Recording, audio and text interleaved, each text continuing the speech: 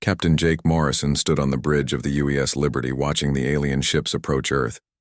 The silver vessels moved like ghosts through space, silent and beautiful. 3 days had passed since they first appeared at the edge of the solar system with their message of hope. Earth was dying and everyone knew it. The oceans were rising, the air was getting hotter, and millions of people were already fleeing from coastal cities.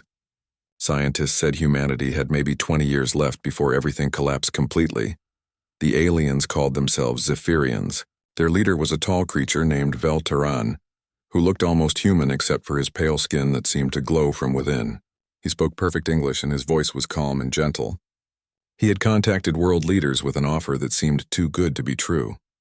The Zephyrians would take 2 billion humans to new worlds where they could live in peace. These planets had perfect weather, clean water and soil that could grow any crop humans wanted. All they asked in return was that humanity share their knowledge of art and culture. Commander Lisa Brooks walked up to Morrison holding a tablet computer.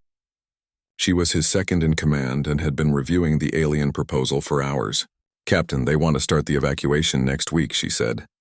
"They have transport ships that can carry 50,000 people each. The first group would be volunteers from the overcrowded cities." She scrolled through the data on her screen. "They also promised to give us technology that could fix our climate problems for the people who stay behind." Morrison nodded, but something felt wrong about the whole situation. He had been a soldier for 20 years and his instincts were telling him to be careful. "What do we know about these colony worlds they mentioned?" he asked. "According to their data, the planets are about 40 light-years away," Brooks replied. "Perfect temperature, breathable atmosphere, no dangerous animals or diseases. They say they have been preparing these worlds for us for the past 50 years. Lieutenant Danny Walsh sat at his communications station nearby. He was young but very good at his job. For the past 2 days, he had been monitoring all the alien transmissions coming to and from their ships. Most of it was the usual diplomatic talk between Vel-Taran and the Earth government leaders. But Walsh had noticed something strange. There were other signals, encrypted ones that the aliens thought humans could not detect. Walsh turned around in his chair. "Captain, I need to show you something," he said quietly. Morrison and Brooks walked over to his station. "I have been tracking their private communications. They use a different frequency that they think we cannot monitor." He pressed a few buttons and strange sounds came from his speakers. "I ran this through our translation software. The results are disturbing." The computer had converted the alien sounds into English text that appeared on Walsh's screen. Morrison read the words and felt his blood run cold. The messages talked about harvest, quotas and processing efficiency, and specimen preservation. One message mentioned that the first wave of humans should be young and healthy for optimal extraction. "Extraction of what?" Brooks asked with fear in her voice. Dr. Amy Carter entered the bridge carrying a small metal case. She was the ship's expert on alien biology and had been studying samples that the Zephyrians had given to Earth as gifts. "Captain, I think I can answer that question," she said grimly. She opened her case and pulled out a small device that looked like a medical scanner. "They gave us these devices claiming they were health monitors that would help us during the journey to the colony worlds." Carter activated the device and held it up. "This is not a health monitor. It is designed to map human neural pathways and measure brain activity. The technology is incredibly advanced, far beyond what we thought they possessed." She put the device back in the case. "I also analyzed the food samples they provided. They contain chemical compounds that would make humans more docile and easier to control." Morrison felt anger building inside him. "Are you saying this whole rescue mission is fake?" "I am saying they are not interested in saving us," Carter replied. "Based on these devices and the chemical analysis, I believe they want to use humans for some kind of biological purpose. The colony worlds they described might not even exist."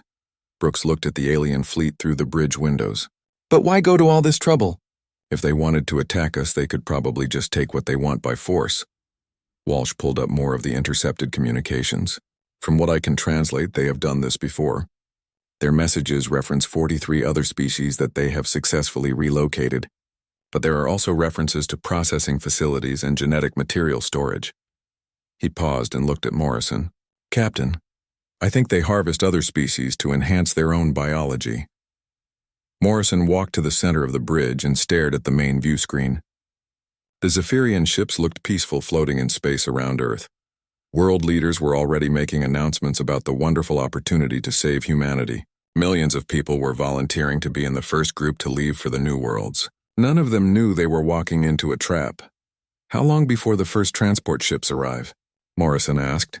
According to their schedule, tomorrow morning, Brooks answered. They want to start loading volunteers from New York, London, and Tokyo immediately. Morrison made a decision. Danny, I want you to send a coded message to Admiral Johnson.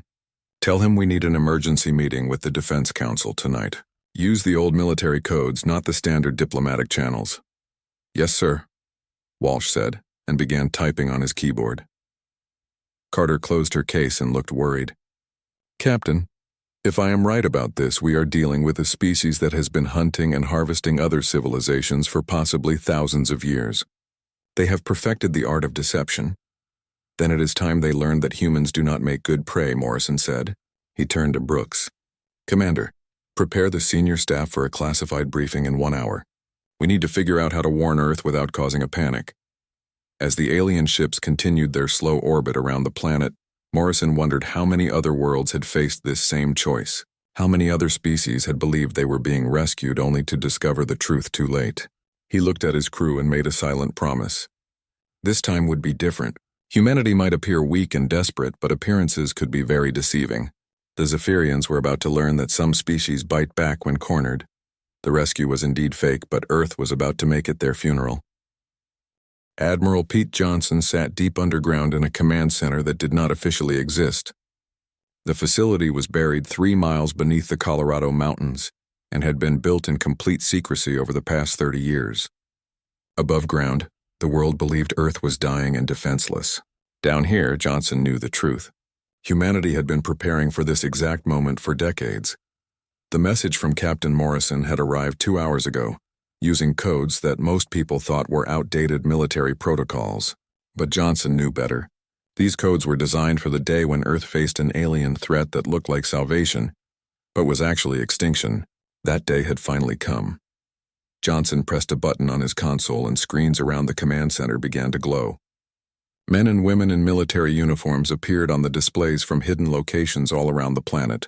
These were the commanders of Earth's real defense network, a system so secret that even most world leaders did not know it existed.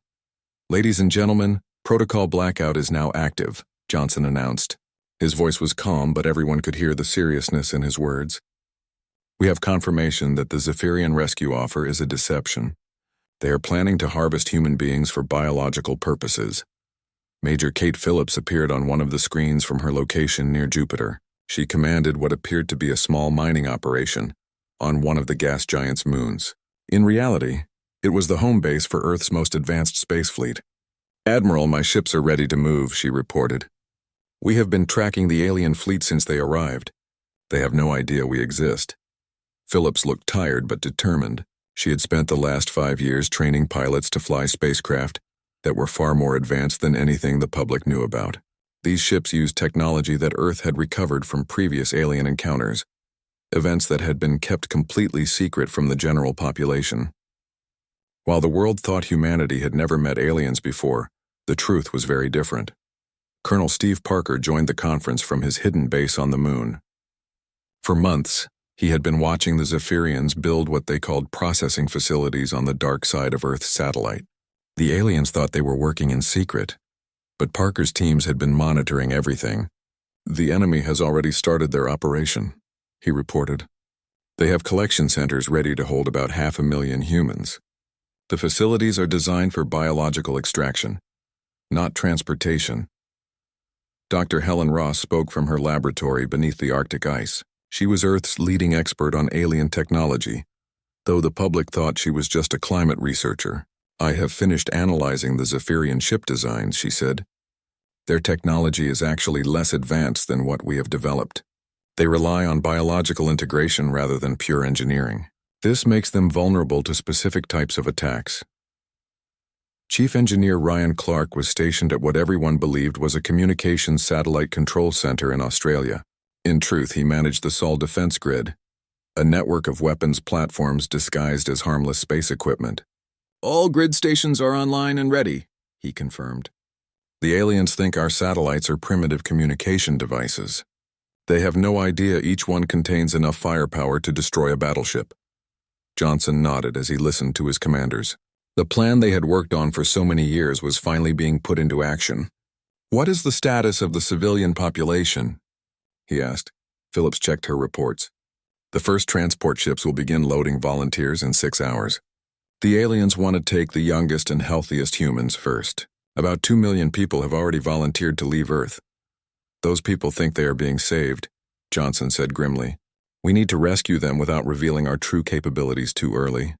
The Zephyrians must believe they are in control until the moment we strike." Parker spoke from his moon base. "Admiral, my infiltration teams are already inside the alien facilities. We can disable their collection centers from within when you give the order. The Zephyrians have been so focused on humans that they never noticed we were watching them." Dr. Ross brought up technical displays showing the alien ship designs. "Their vessels are designed to carry biological cargo, not fight battles. Their shields are meant to protect against radiation and micrometeorites, not military weapons. A concentrated kinetic attack would penetrate their defenses easily." Clark activated a holographic map showing the positions of every spacecraft in the solar system. Red dots marked the Zephyrian ships while green dots showed the hidden human vessels. "The enemy has 47 ships in Earth orbit. They think they outnumber us, but we have over 200 vessels in concealed positions throughout the system." Johnson studied the tactical display.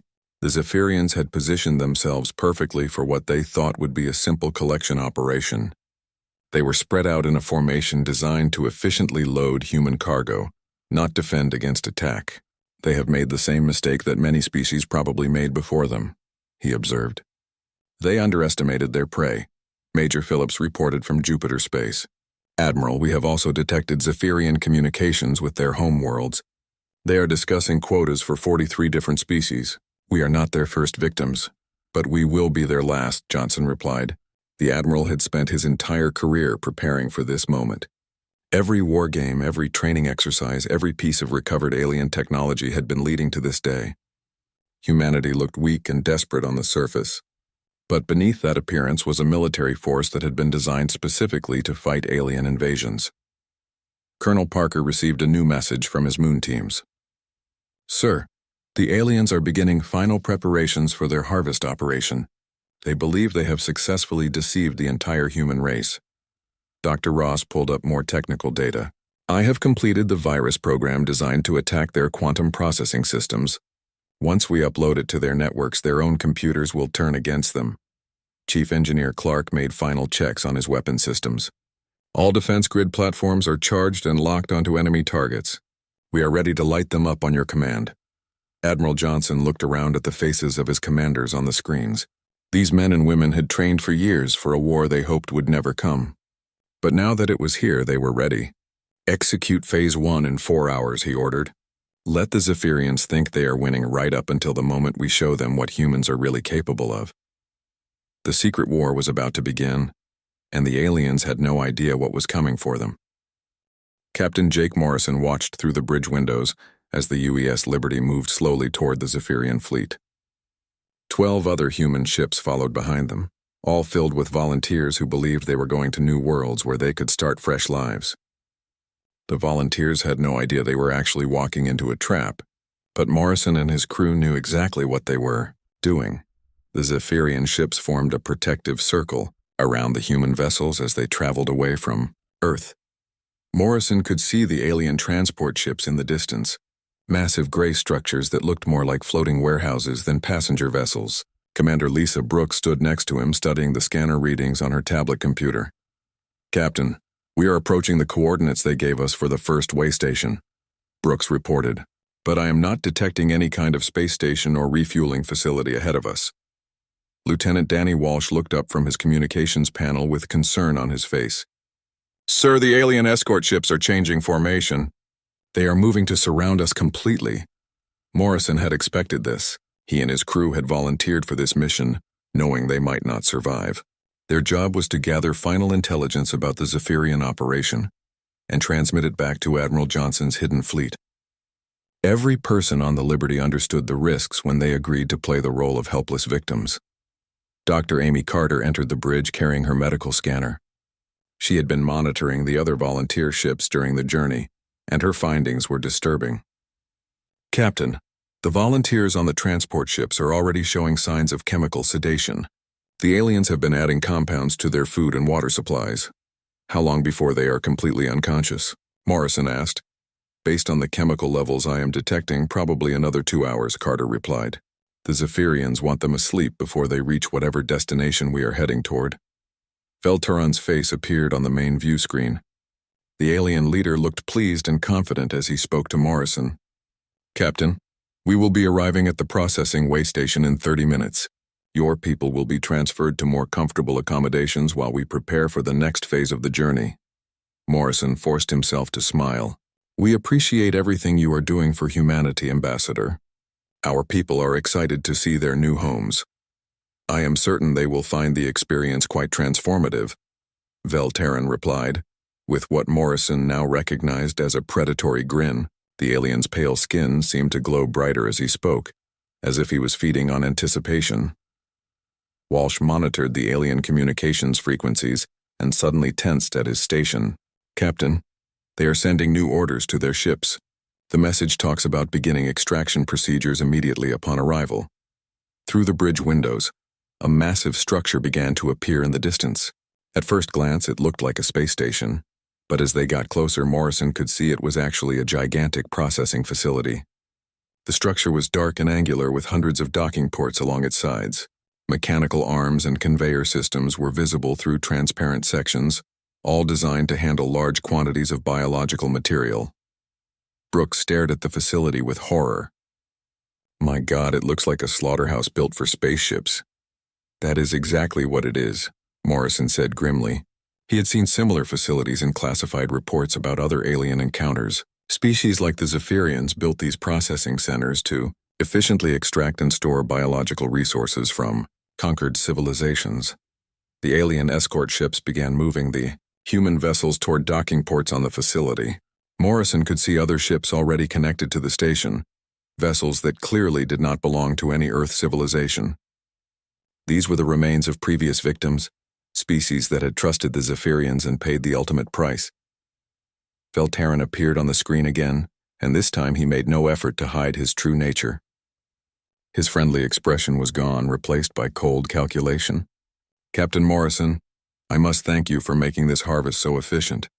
Your species' willingness to volunteer has saved us considerable time and resources." "Harvest?"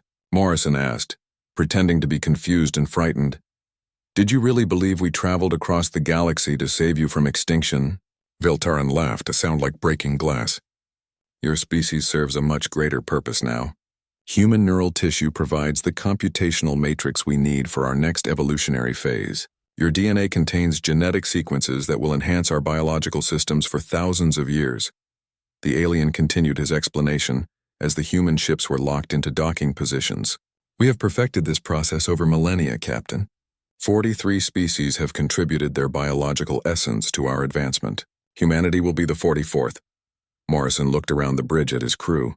They had all known this moment would come, but hearing the truth spoken so casually still made them angry. Walsh continued monitoring communications while Carter prepared her medical equipment. Brooks checked the ship's systems one final time. "The colony worlds you promised us do not exist, do they?" Morrison asked. "Oh, but they do exist," Veltaran replied with amusement. "They are populated by the processed remains of species like yours. Beautiful gardens grown from the biological material of civilizations that thought they were being rescued." Large mechanical arms began connecting to the Liberty's hull, preparing to transfer the crew and volunteers to the processing facility. Through the viewports, Morrison could see similar procedures happening to all the other human ships. Thousands of people who had volunteered to save humanity were about to become raw material for alien enhancement. Walsh suddenly smiled as he looked at his communications panel. "Captain, I am receiving a message on the quantum channel." Morrison nodded. This was the signal they had been waiting for. "What does it say, Lieutenant?" "Message reads, package delivered."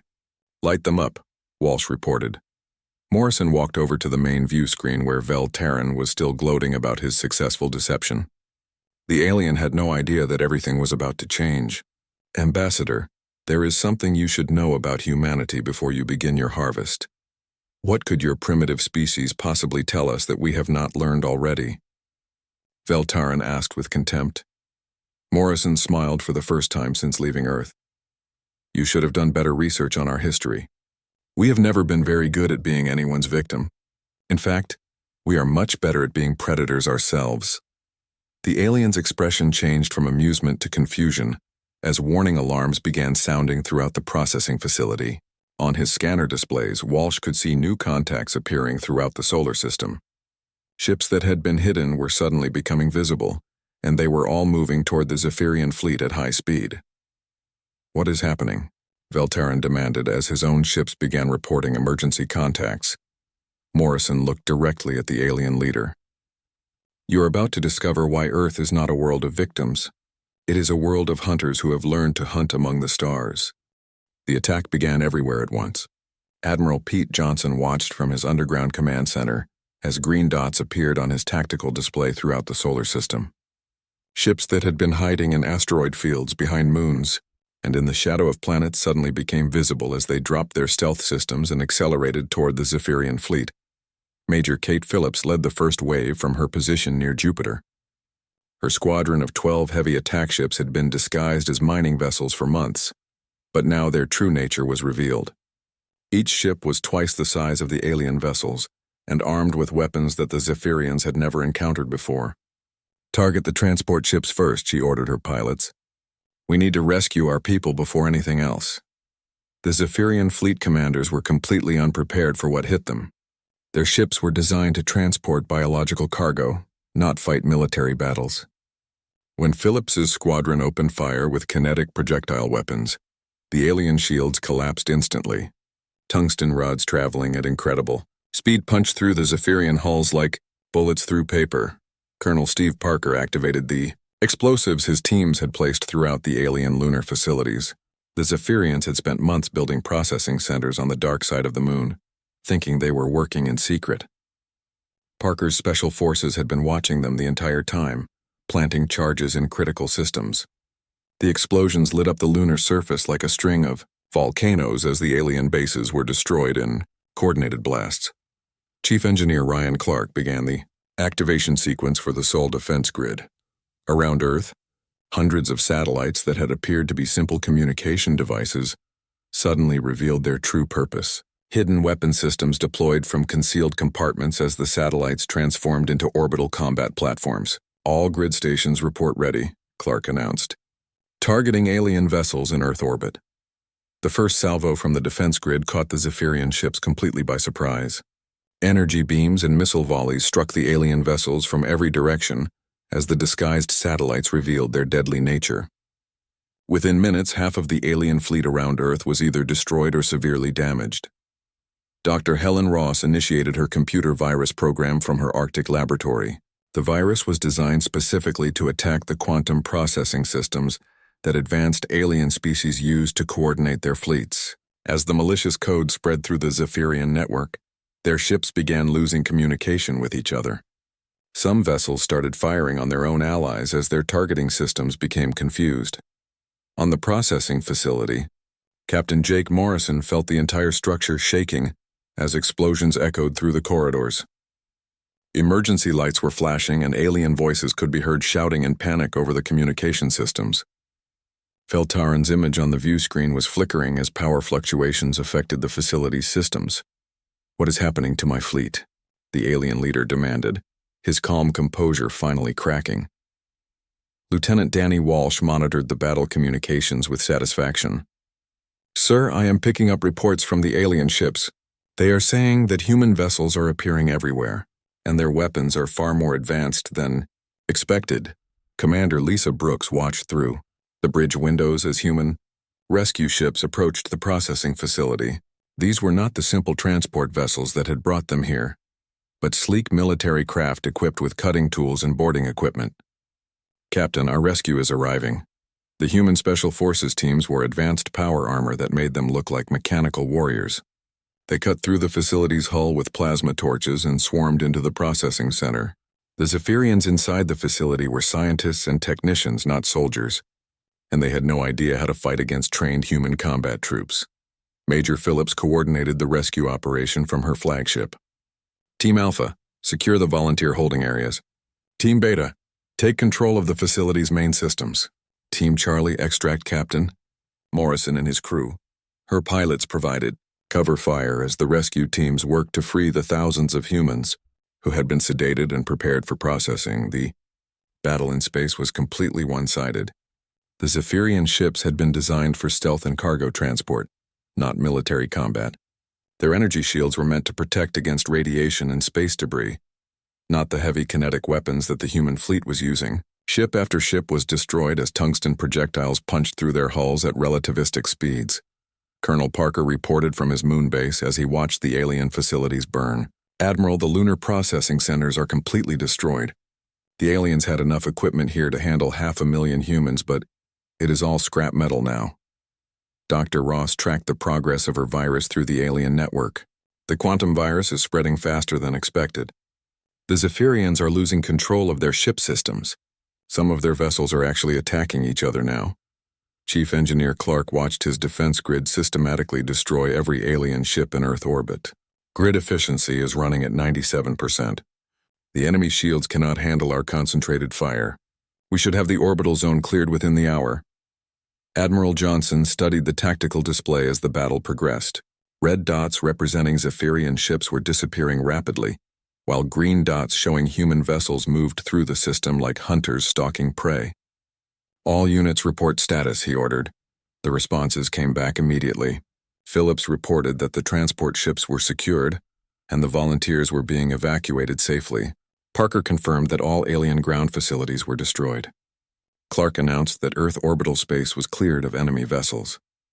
Ross indicated that the virus had disabled most of the remaining alien fleet. On the processing facility, Morrison watched as human soldiers escorted Vel Terran into custody. The alien leader looked confused and frightened, nothing like the confident predator he had been just hours earlier. His pale skin had lost its glow and his hands were shaking as the reality of his situation became clear. "This is impossible," Vel Terran whispered. "Our intelligence showed that your species was primitive and dying. Your technology was centuries behind ours." Dr. Amy Carter entered the bridge carrying her medical scanner and a data pad full of information she had extracted from the alien computers. "Actually, your intelligence was completely wrong," she told the alien. "While you thought we were struggling with climate change, we were building the most advanced military force in the galaxy." Morrison looked at Vel Terran through the transparent barrier that now separated them. "Every crisis you observed on Earth was carefully managed to make us appear weak. We wanted you to underestimate us so you would walk right into our trap." The alien stared at Morrison in disbelief. "But the harvest of 43 species was successful. No civilization has ever resisted us before." "That is because you never tried to harvest humans before," Morrison replied. "We are not like the other species you have conquered. We do not submit and we do not forgive. We are predators who have learned to hunt in space." The battle was over and humanity had won completely. 6 hours after the battle began, the last Zephyrian ship was either destroyed or captured. Captain Jake Morrison stood in the command center of what had once been an alien processing facility, but was now under human control. Through the massive viewports, he could see the wreckage of the enemy fleet drifting in space, like a graveyard of silver metal and broken dreams. Vel Terran sat in a containment cell nearby, his pale skin now completely gray and his glowing eyes dim with defeat. The alien leader who had once spoken with such confidence about harvesting humanity now looked small and frightened. Morrison walked over to the cell and studied the creature that had tried to turn his species into biological resources. "I still do not understand," Vel Terran said quietly. "Our intelligence networks are the best in the galaxy. We studied your species for decades before making contact. All data indicated that humanity was on the verge of extinction." Morrison pulled up a chair and sat down facing the alien prisoner. "Your intelligence was perfect," he replied. "Everything you saw was exactly what we wanted you to see. The climate crisis, the social unrest, the apparent lack of advanced technology, it was all carefully staged." Dr. Amy Carter entered the command center carrying several data tablets loaded with information recovered from the alien computers. She had spent hours analyzing the Zephyrian databases, and her findings painted a horrifying picture of their activities across the galaxy. "Captain, I have finished reviewing their records," she announced. "The scope of their operations is even worse than we thought." Carter sat down next to Morrison and activated one of her tablets. A holographic display showed a map of the local galaxy with hundreds of star systems marked in red. They have harvested 43 different species over the past 2,000 years, she explained. Each civilization was approached with the same false rescue offer when they faced extinction events. The display showed images of various alien species, all now extinct, except for the biological material stored in Zephyrian facilities. Some had been aquatic creatures with tentacles and gills.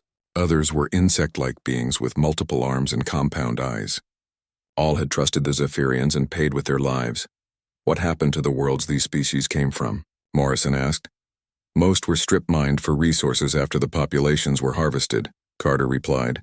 The Zephyrians used the raw materials to build more processing facilities and expand their operations. They are like a plague that consumes entire civilizations. Admiral Pete Johnson's voice came through the communication system from his command center on Earth. Captain Morrison, we have completed the rescue of all human volunteers. Medical teams report that everyone will make full recoveries from the sedation chemicals. No one was harmed during the processing attempts. What about the other species we found in the facility? Morrison asked. During the rescue operation, human forces had discovered storage areas containing biological samples from dozens of extinct civilizations. The Zephyrians had kept genetic material from every species they had harvested over the centuries. Dr. Helen Ross joined the communication from her Arctic laboratory. We have analyzed the biological samples from 43 different species. In many cases, we have enough genetic information to potentially restore entire populations. This could be the greatest discovery in galactic history. Commander Lisa Brooks entered the command center, carrying a communication device that was broadcasting signals across multiple frequencies. Captain, we are receiving responses to our transmission. Other species throughout the galaxy are asking for more information about what happened here. 3 hours earlier, Earth had sent a message to every known alien civilization in the galaxy. The transmission included complete records of the Zephyrian deception, detailed footage of the battle, and a warning about the Harvester fleet's true purpose. The message was being broadcast on every frequency and in every known alien language. Major Kate Phillips reported from her flagship near the destroyed processing facility. Sir, we are detecting ships approaching from multiple directions. Long-range sensors show at least 20 different vessel designs heading toward our position. Morrison stood up and walked to the main view screen. In the distance, he could see lights that indicated approaching spacecraft. These were not human ships or Zephyrian vessels, but something entirely different. Are they hostile? He asked. Negative, Captain, Phillips replied.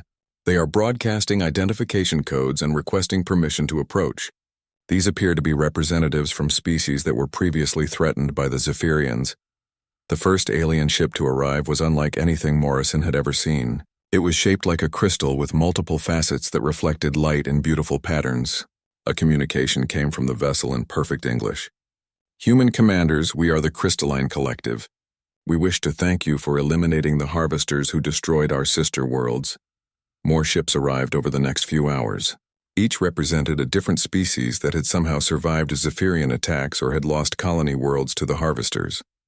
Some were refugees who had been hiding in deep space for generations. Others were survivors who had been fighting a guerrilla war against the processing facilities. A large golden ship approached the facility and transmitted a message. We are the Eternal Guardians. For 800 years, we have been hunting the harvesters who consumed our homeworld. Today, you have accomplished what we could not do alone. Carter reviewed more of the alien databases and made an incredible discovery. Captain, according to these records, the Zephyrian Empire controls processing facilities in over 200 star systems. This was just one small part of their operation. Morrison realized the full scope of what had happened. We did not just save Earth. We potentially saved hundreds of other worlds that would have been harvested in the future. Admiral Johnson transmitted new orders from Earth. Captain, I want you to coordinate with these alien species. We need to share our military technology and help them liberate the other worlds under Zephyrian control. The alien representatives were amazed by human military capabilities. Species that had been fighting the harvesters for centuries were shocked to learn that Earth had defeated an entire Zephyrian fleet in less than 6 hours. They wanted to form an alliance with humanity to eliminate the Harvester Empire completely. Morrison looked at Veltarin in his containment cell. Your empire is finished, he told the alien. Every species in the galaxy now knows what you really are. The civilizations you thought were weak and helpless are uniting against you. The alien prisoner stared at Morrison with something that might have been respect mixed with fear. Humanity is unlike any species we have encountered, he admitted. You are predators who learned to disguise themselves as prey. And you are parasites who made the mistake of trying to feed on the wrong host, Morrison replied. He turned to address the communication system. Admiral Johnson, begin preparation of the liberation fleets. We have 43 species to avenge and hundreds of worlds to free. The message had been sent and received across the galaxy. The age of the harvesters was ending, and the age of human-led galactic liberation was about to begin. Earth had turned an alien deception into their enemy's funeral, and now they would make sure that funeral became the grave of an entire empire built on the suffering of innocent civilizations.